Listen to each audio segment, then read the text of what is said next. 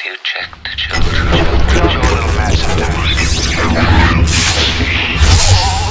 Hi, I'm Chucky. Wanna play?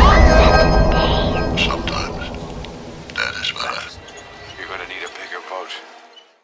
Long days and pleasant nights, fellow travelers along the path of the beam. I am known on this level of the towers, Jaime and Fuego, and if it please you, join me here for a bit of palaver on Hail to Stephen King. That's Reezy, baby. So very stoked to have you here, and obviously, Bevenitos and welcome to the Horror Show. This is your weekly worship every single Saturday here, where I just pay some homage and respect and appreciation to my favorite author, El Rey, aka Stephen King, and he is my favorite author, as you can see by all of the tomes behind me on that tower. Took me over 7 years to go through all of his published work in order, and boy was it hell of a journey. Very excited for later, which is going to be his March of 2021 release, which we will be seeing here in just a few months. And happy holidays, everybody. A Festivus for the rest of us, if you will, here in the month of December. I'm filming this a little bit early because I just got done watching the third season of Mr. Mercedes. That's right, Brendan Gleeson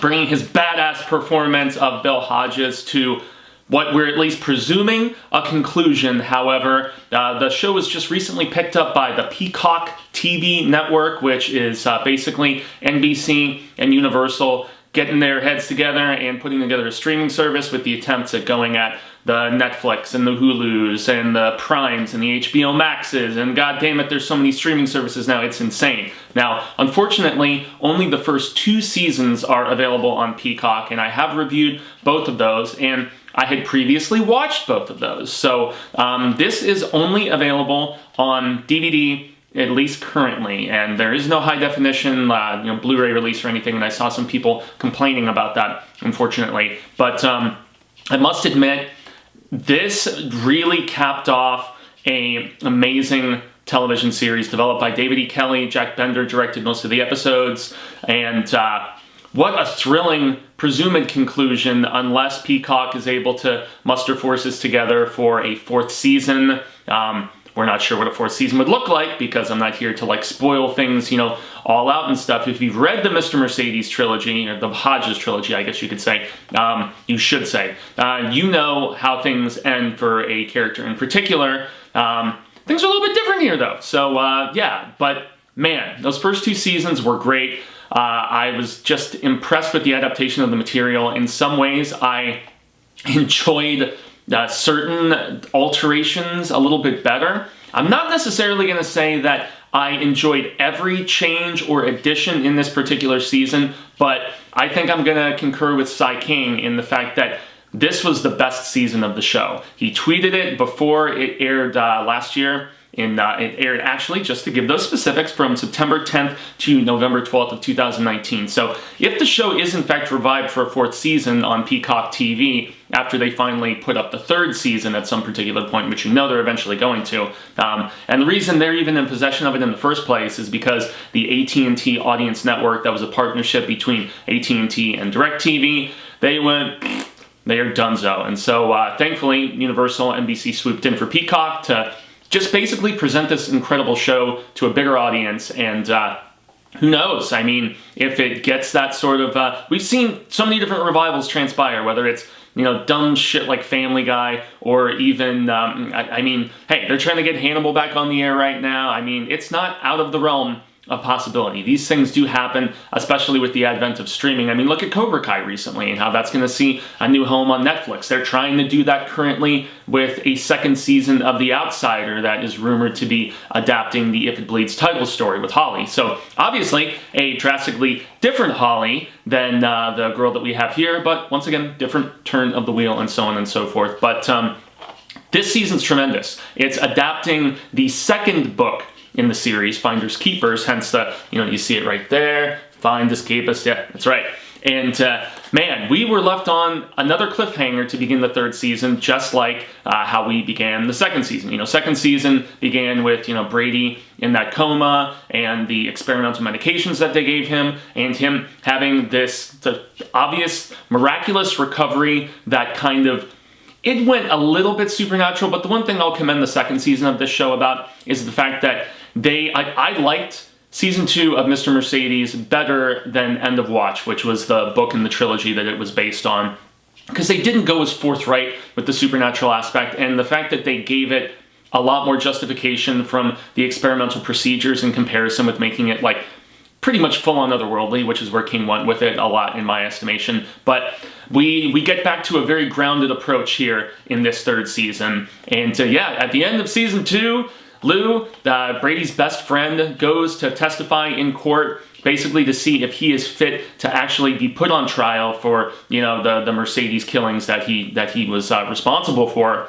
And she sneaks in a 3D printed pistol, and after her testimony, she proceeds to go up, say, "I don't forgive you," and then blast him right in the friggin' head. Yeah, bang, Brady is donezo. So Brady, at least in the physical form, is no longer around for the third season. However, I guess it's not completely devoid of the supernatural, because there is just a lingering presence and almost like, dare I say, like a ghostly possession sort of thing that happens with Lou, where just the spirit of Brady is kind of residing in her to a small degree. And I will admit that as she goes on trial for this, and this basically, season 3 turned into the courtroom drama that a lot of people were probably anticipating when those pieces were being put in place in season 2. But this brings it, you know, and David E. Kelley, with his experience doing stuff like Ally McBeal and The Practice, I believe he also did that one too. So, I mean, he has the experience and the know-how to develop a very court-centric show, and that's what at least half of the story is here. That's something I have to preface this with. Whereas seasons 1 and 2, they had their subplots and their little like side story stuff going on, but all through lines led back to the main, I guess, all the tributaries, you know, they came back to the main water source, they all got to the ocean, whatever the hell you want to say, but all roads basically led back to the main highway of the central story. Not really the case here. This season most definitely has a very distinctive A and B story. The A story being the theft and murder of a local famous author by the name of John Rothschild, I want to say? Rothstein, yeah, sorry. So yeah, John Rothstein basically is at the center of our A story. So he is renowned as the most famous living American author of his time until he is shot and accidentally killed in this robbery turned murder. And yeah, so basically the stuff that is stolen, which are these unreleased manuscripts that, you know, throngs of people across the country and presumed world would want to see, along with tons of cash, basically become the crux of our one story. And the super obsessive fan by the name of Morris, who is also from the Finders Keepers book, basically he's our antagonist in the book, but they add another character in this that I felt really just added some nasty, fearsome depth to the proceedings, and we'll get to that particular person here in a moment. But yeah, so the theft of those manuscripts and that money, and a kid by the name of Peter, who is a local, you know, here in this smaller Ohio town, stumbling upon the wrecked vehicle that has said money and written works in it. And basically the cat and mouse game of trying to get those back, and trying, first and foremost, our villain Morris and his accomplice trying to figure out who the hell got a hold of them, and then in turn all the nastiness that, you know, happens from that. So that's our A story. But then our very, like, pretty much completely separate B story is Lou dealing with the lingering spirit of Brady, being tried for his murder, and everything that goes along with that, from Holly's testimonial, because, you know, at the end of season 1, she bashed him in the head and put him into said coma, you know, for his eventual, you know, rise and return and everything in season 2. But her testimonial, Hodge's testimonial for condoning Lou's actions, and it's really compelling stuff, I have to say. I mean, the asshole judge, who has kind of like a soft spot to a degree for Lou, he's terrific in this, and his butting heads with both the prosecutor and the defense attorney, and that's not to take anything away from our prosecutor, because the viewer, you know who you're rooting for. You're rooting for Lou to, you know, basically just get acquitted of this, despite committing cold-blood first-degree murder, let's be fair about it. But based on the extenuating circumstances of the fact that Brady was going to just get sent off for medical research and pretty much face little, if any, consequence for his bloodthirsty actions, they basically played the sympathy card with this jury. And yet the prosecutor, boy, do you hate her in some of those scenes because she's so good with her arguments. But I gotta give props to Roland. Yeah, the defense attorney's name is Roland. I'm trying to remember his last name. Finkel, some of the names like Finkelstein or something silly like that. Yeah, Finkelstein, whatever. But yeah, Roland, the little in reference there. Yeah, he's great, and he's also in seasons 2 and 3 of, Stranger Things, obviously based on, or at least taking a lot of inspiration from Sai King's stuff. And so he is terrific as both the defense attorney for Lou and the eventual love interest of Holly. And they have this really quirky, awkward as all hell relationship. And I must admit, of our 2 kids of Hodges that are not his biological children, at least, as he describes them at one particular point late in the season, he's like, yeah, both, you and Jerome and you and Holly are both my kids, blah, blah, blah. And I was kind of disappointed. I mean, in the latter half of the season, Jerome's given a little bit more to do. He's helping in the investigation of trying to identify who this mysterious person who was in the car accident, who shot,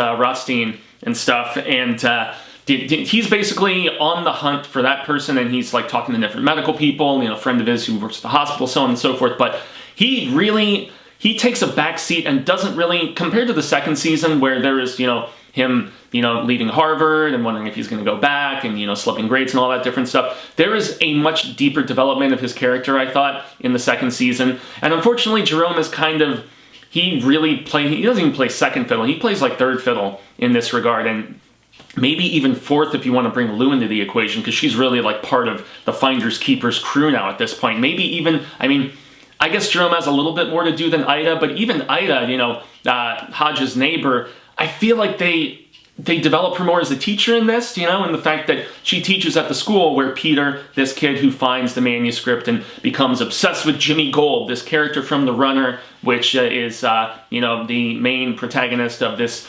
iconic series that, Rothstein is notorious and, highly acclaimed and respected for. And so, yeah, she has interactions with Peter, who is our kid who finds that stuff, but then also has interactions as a kid with Morris, our main villain, who is obsessed with, getting these manuscripts in the first place. And so, yeah, dare I say, Jerome really doesn't have as much to do, and I found it a little bit disappointing. One of my few gripes about this season, along with the aforementioned stuff of Lou dealing with the presence of, just Brady still being around and kind of talking through her at times. I wasn't so big into that. And she's mentally unstable, okay? Which is where you kind of, that's the only way I can kind of justify it and be more forgiving of it, because she's so mentally unstable, perhaps she thinks Brady is talking through her. So, because she's just been so traumatized by him stabbing and almost killing her, and then just all the PTSD from that, and then in turn killing him. And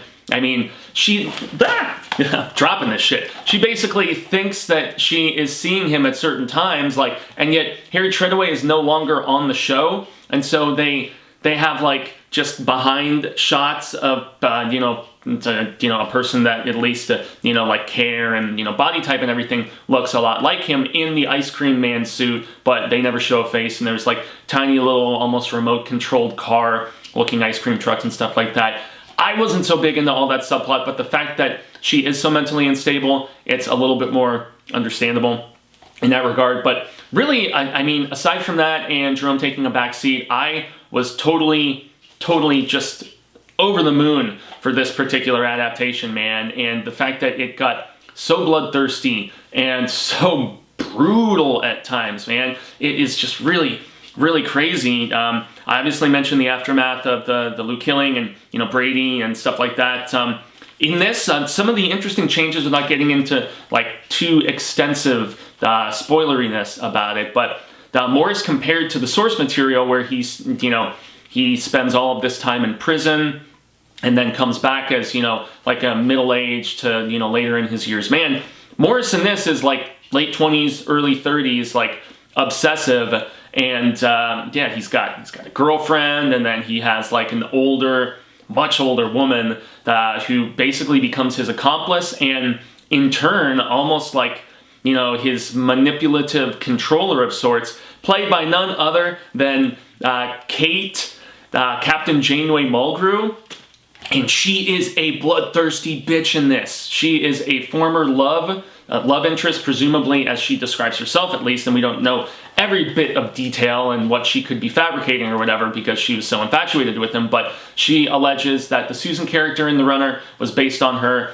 Susan is Jimmy Gold, that protagonist from the Runner trilogy's first love. She claims to be Rothstein's first love, and that she is still obsessed, even in death, with him and everything that he has done. And she has been banging on Morris, at least in this, since she took his virginity when he was 13. And so she is a sleazeball in the fact that she even claims about how, you know, Peter is like handsome at one particular point before she tries to run him down. But she really becomes much more so than accomplice and in a lot of ways main villain, at least for a point midway to you know, the beginning of the final third of this series, man. And Mulgrew, I haven't really seen her in a lot besides, you know, Voyager, but holy shit, man, it is a bone-chilling performance, from the nastiness of her pedophilia to also the fact that she kills some people in very brutal ways. That's definitely something I have to forewarn about this, is that this is most definitely, the show was vulgar before, and especially in the first season, you know, with the actual running down of all the people waiting at the job fair, and in turn Brady's mother, you know, eating the poison meat and all that other stuff. There was a couple brutal scenes in you know, that show. Second season, maybe the jumping off the roof, and maybe where Bill was rolling around with the possessed, the bookman, libraryman, whatever, the dude who was the gas man in Dumb and Dumber. So there was violent beats in the first two seasons, but dare I say, this is most definitely far and beyond the most violent season of the show. I was really taken aback, and Catherine, who was watching it with me, she was just like, this is almost too much for me. I don't even know if I can watch this. Like, we're talking like pickaxes to the head, and, you know, and axes, and, you know, drills to the head, and, you know, fingers getting cut off, and I mean, using saws to, you know, take people out of your freezer and cut them into pieces before throwing them into a compost. I mean, and also the final finale where there's a character that gets burned up and the skin is melting and everything. Like, this show, it went for it, man. I mean, it really, really did. So props to them in that regard. But so Morris, besides being younger though, he's also a little less reprehensible, which is where Alma, which is the character that Janeway plays, that Kate Mulgrew plays, she kind of takes the reins from him and runs with it. Now Morris basically goes as full-blown, just bastardly as he was in the book by the time we near the finale, but nonetheless, like, the fact that there is this other person who he is working in tandem with that is in some ways even worse than him, who has been manipulating him for years and years and years since taking his virginity at such a young age. I mean, that's definitely something. But yeah, the fact that Morris is younger, the fact that, you know, he's not quite as hideously horrible, at least at certain points, in comparison with the source material, but I was okay with it, you know? And this actor, he took a moment to grow on me, but his facial structure, and I thought it was prosthetics in some ways, but then I started looking at some photos of this guy with his super bony, almost like witchly pointed chin and nose. Like, that's the way homeboy looks, and I was just like, damn, okay, yeah, he exudes villainousness. And so, yeah, props to that performance as well.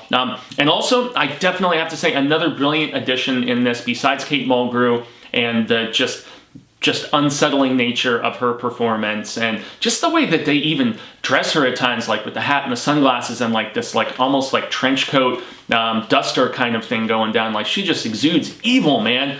And gotta say, Bruce Dern as Rothstein is brilliant. He is terrific. Now, it's very similar in some ways to the way that Brady was kind of tormenting Bill in the second season. So something that is not in the source material is that in the third season, Bill Hodges is apparently obsessed with Rothstein. And one of the changes from the source material is that as opposed to living up in, I think it was like Connecticut or Maine, somewhere in New England, Rothstein in this iteration, in this turn of the wheel level of the tower, lives in the same Ohio town as, our entire crew and as the first 2 seasons took place. And so he is a local hero, he is a national hero, and an internationally celebrated writer. And so Hodges says at one point that he moved to that particular town because that's where Rothstein lived.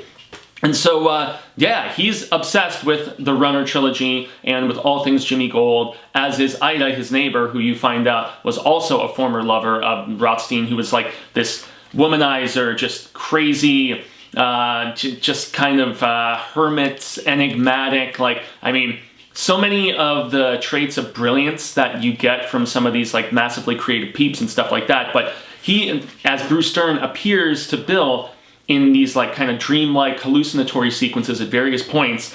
And he says stuff to him like, legacy ain't shit and shit don't mean shit. If you've read the book, man, I just got so happy when he was having that conversation with Bruce Dern and he's in this like priest getup and stuff like that. But Hodges is also just mourning the loss. Like, this is 2 seasons in a row where somebody that Hodges loved dearly is lost in like the first episode of the show. It was his former partner at the beginning of season 2, and then his favorite author here at the beginning of season 3. And as somebody who has connected creatively at what I would consider like a divine degree with certain musicians and writers and stuff like that, like it's very much like losing a loved one, a family member, a dear friend upon the passing of somebody. Because especially with writers, I feel like, and musicians too, especially if it's like a lyricist, a lyricist who also sings and stuff like that, like you definitely with words feel so much more of an intimate closeness with a creative person,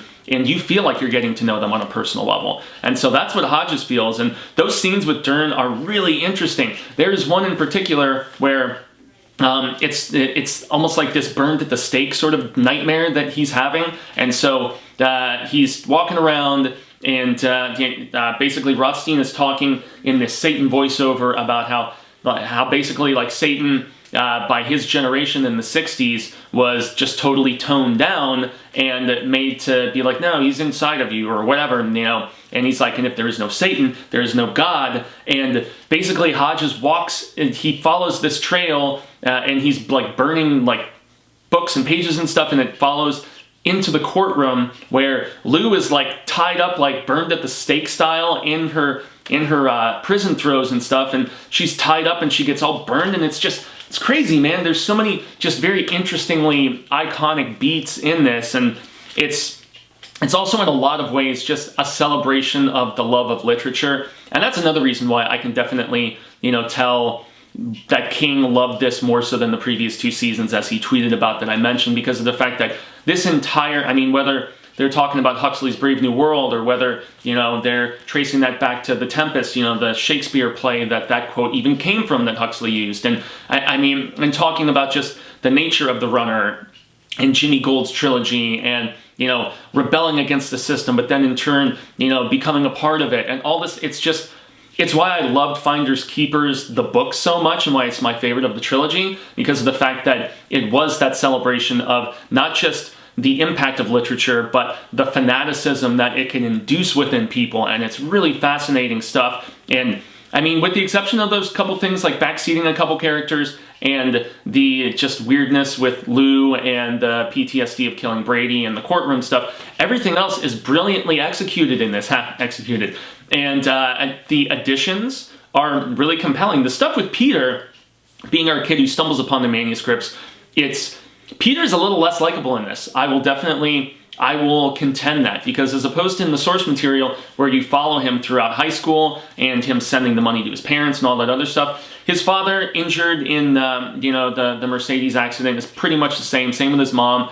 He doesn't have a sister like in the book, so it's just him, so he doesn't have a sibling to kind of bounce back and forth, and he's a little less warm in that regard. He is like angsty teenager who latches on to Jimmy Gold's ethos and just outlook on the world, and he goes into rebellion mode. He's being secretive with his parents, he's butting heads with his father, even more so than in the book, and he stands up for himself a lot more. Like, he shoots Morris in the leg, and Yeah, the show's very, very vulgar. I mean, F-bombs galore. I mean, cunts and all this different stuff. I mean, I will double down, as I said during the season 2 review, that I prefer Gleason's Hodges to the way he was written. I'm sorry, he will forever be Brendan Gleeson in my head. He will forever be Irish. And the fact that he is just so much more of a tormented, tortured person. And it reflects King in the fact that King is in his 70s now, and he's looking back at legacy and what he will be remembered for. And Hodges' character is struggling with so many of the same things. He's like,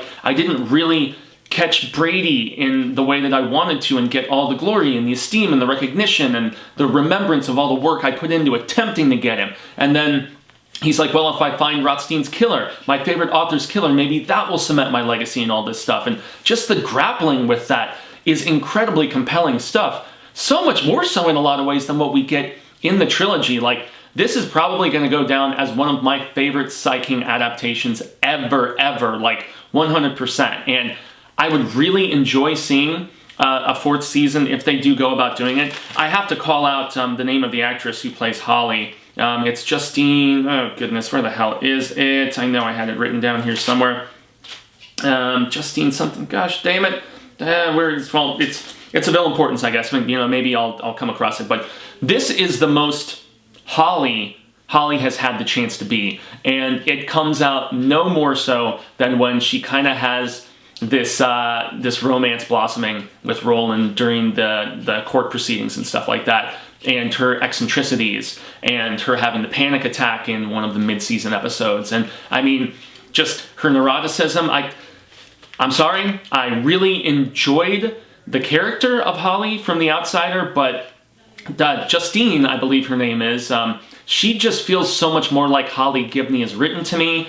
And, once again, though, different turn of the wheel and all of that jazz and stuff like that.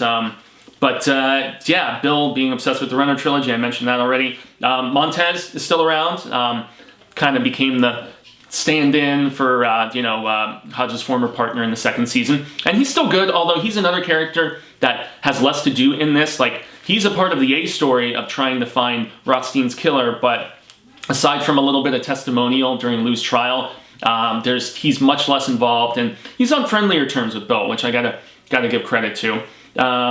Okay, Holly facing her inner... Yeah, that's another really interesting bit, is that when Lou...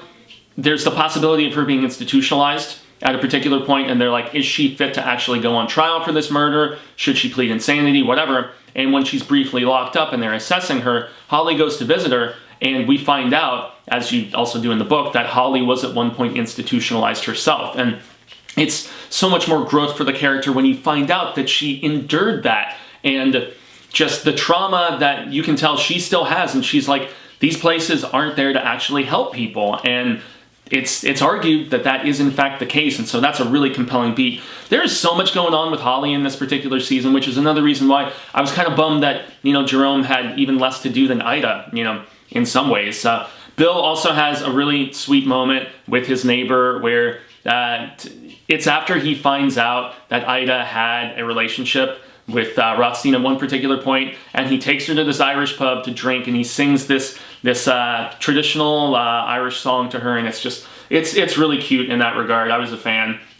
Musically, I definitely have to give creds to the music here, because they do a different song for each one. I think it was like an old standard for season 2, and then I know it was that T-Bone Burnett song for season 1, which King did Ghostland Brothers of Darkland County for with T-Bone Burnett and stuff like that. But I must admit, the 3rd season, the Bob Dylan song, I think it's called "Scenes from a Dream," or "Series of Dreams," yeah. It's not just the choice of the Dylan song from the late 80s, but, where Dylan's much further along into his career. But even the homageness of the opening credits, and I'm pretty sure we see Sai King dead in a diner near the end of them. I'm not 100%, but it looked a lot like him, and I should have probably, done some research to see if that was him or not. But it's really...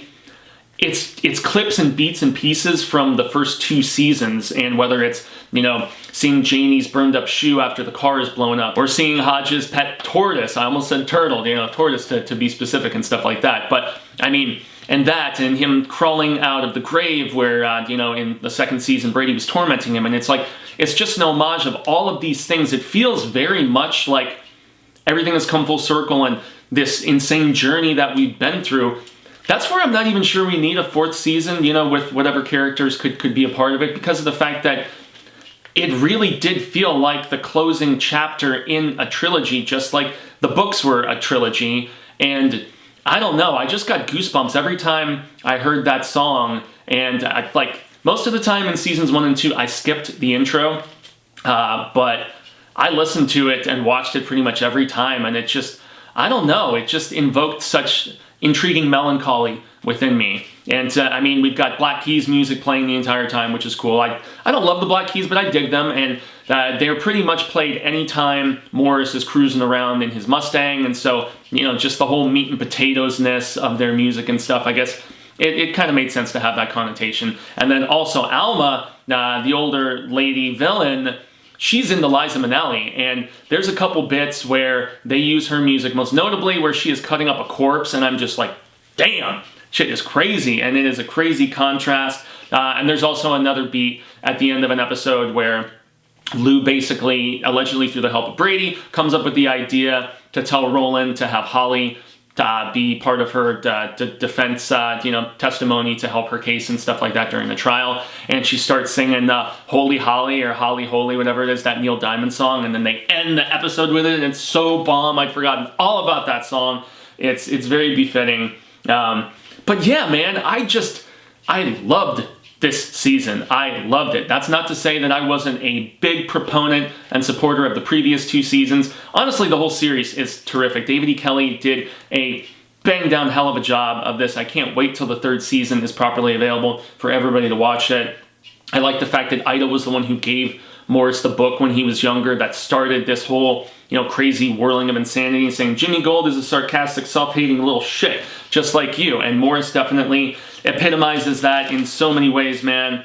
I already mentioned legacy is shit, and shit don't mean shit. That's really good. And we did finally get that courtroom drama that we thought we were going to have in season 2. It's funny because when I get in the midst of these, I'm like, okay, I'm going to hit all these bullet points, and then I just end up rattling off, and I end up hitting most of my points anyway. Captain Janeway, I mentioned that already. Rothstein's ghost tormenting Bill, which is still some of the best stuff. He's not even so much tormenting him. He's just, and once again, man, Bruce Dern's so good. Dern and Mulgrew were just incredible additions to the cast in this. He's more so like Bill's internal thoughts manifested as another person, and all of this soul searching, that I mentioned and stuff like that. Finkelstein and Holly, they're super cute when they've got their little thing going on.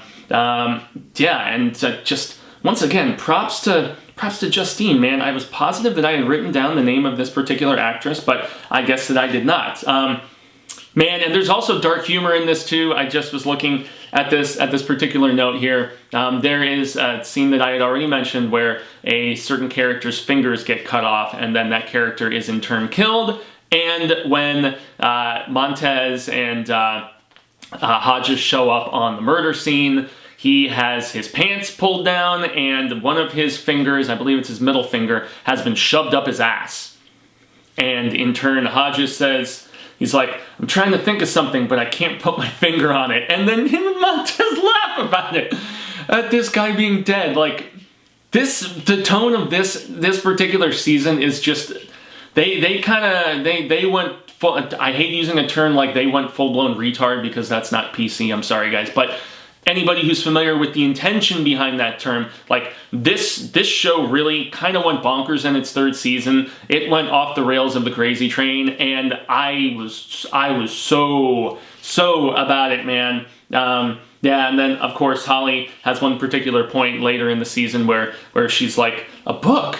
I don't know about that, because they're talking about if Lou should write a book about this entire situation that she's been through with Brady and the court proceedings and all that different stuff. And I was happy that something that happens in the trilogy that I wasn't sure if they were going to do, the trilogy of books I'm referring to here, is the fact that, there is a point where Holly comes into possession of Olivia, her aunt's Mercedes that was used in the killings at the beginning of the story. And basically, she comes into possession of it and she fixes it up and she wants to go romping around in it and stuff like that, and Hodges is totally against it. And there is a scene near the end of the series where her and Hodges have a big-time shouting match, and I can't ever remember, I don't think it happened previously, Holly ever raising her voice to Bill. She's always like very meek and mousy and just kind of like, you know, quiet and composed. I mean, she's Holly Gibney. If you've read the books, if you're familiar with the nature of this character, whether in The Outsider, If It Bleeds, or this trilogy, you know that Holly is just very cool, calm, and composed and just kind of, you know, reserved and quiet most of the time.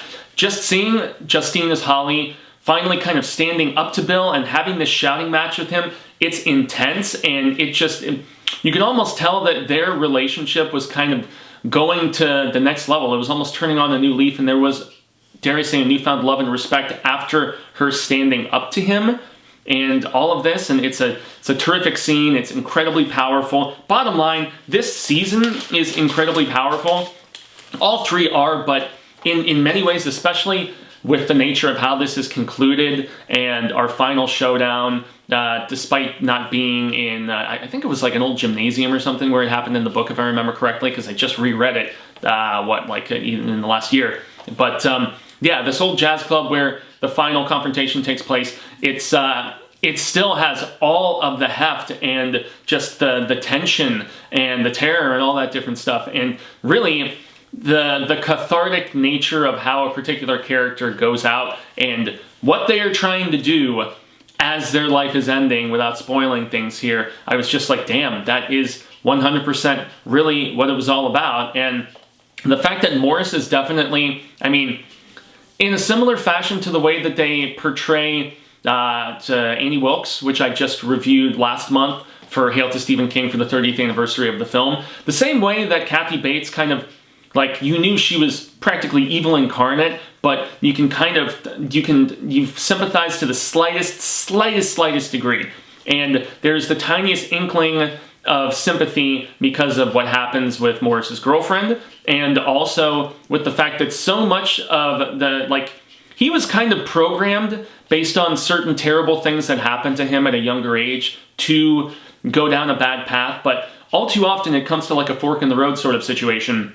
And the fact that they do trace it back to the fact that him and his friend who he's doing the robbery with, it's only 2 in this compared to, I think there was 4 in the book itself. And also it's an accidental shooting in this as opposed to a deliberate shooting. Like, there was much more of, I mean, there's a lot of reverence from Morris in the book, but I feel like maybe, I don't know, there was just like a sanctity to his life a little bit more so. But in any event, you trace it back to the fact that Morris was at that that job fair where Brady ran everybody down, and so he didn't even get to go in. It's like so many lives spiraled into negativity, Morris is included, and Peter's father, and various others, obviously, because of what Brady Hartsfield did. And so it's powerful stuff, it's funny, it's bloody, it's everything that I loved about the previous 2 seasons, but dare I say cranked to 11.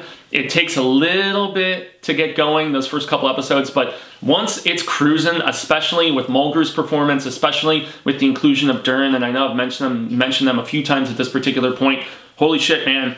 Mr. Mercedes Season 3, if it does end up being the concluding entry in this Sai King adaptation, I'm completely okay with it, and I can't wait till it's on Peacock TV for all of you guys to check out. A reminder, Season 1 is completely free. Season 2, at least as of this recording here at the end of November, is it's available for the $4.99 monthly subscription service. However, they have a 7-day trial.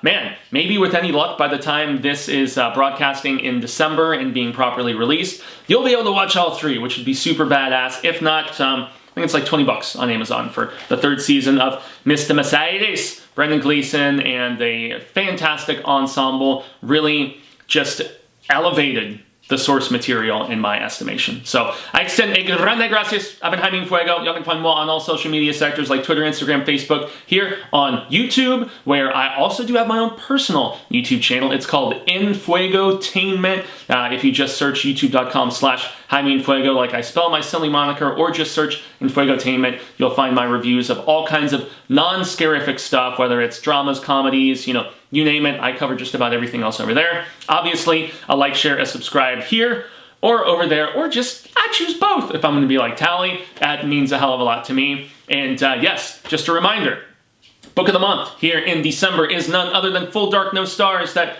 holy shit, I can't believe it's already been 10 years since that book came out. Mind-blowing. 4 terrific stories in there, 3 of which have been adapted in being A Good Marriage, 1922, and Big Driver, A Fair Extension, which I would love to see turned into something, but that would be more probably an anthology sort of entry, like make it into a Creepshow episode or Twilight Zone or something like that. That would be dope. But yeah, man, aside from that, the book is in conjunction with the Hail to Stephen King Facebook group, which is where we have daily palaver. And every Friday, I open up the floodgates and have kind of a freak out, let people discuss whatever they want, as long as it is respectful and just, you know, courteous of your fellow men and women's and, you know, others as well. So yeah, everybody, it has been a pleasure talking about this wonderful series. The next television series that I will be tackling proper in 2021 for Hail to Stephen King is going to be Haven. I was originally going to do it a couple months ago in October, where it was seeing its 10-year anniversary, I believe, but I just got so caught up with Mr. Mercedes that, yeah, I mean, hey, that's the way it goes sometimes. But look forward to coverage of Haven here in 2021. And obviously, you all mean a hell of a lot to me. I hope you have a fantastic holiday, and I will see you next week for more of the weekly worship. And until then, everybody, when the Wheel of Ka comes around once more, hasta luego, amigos, constant readers and viewers alike in this case, say thank you for a bit of this palaver today. I hope we share more of it sooner rather than later. And until then, stay scared. Read Stephen King. If you haven't read Finders Keepers, hot damn, get to it. But anytime I have this sort of recommendation, yes, watch Stephen King.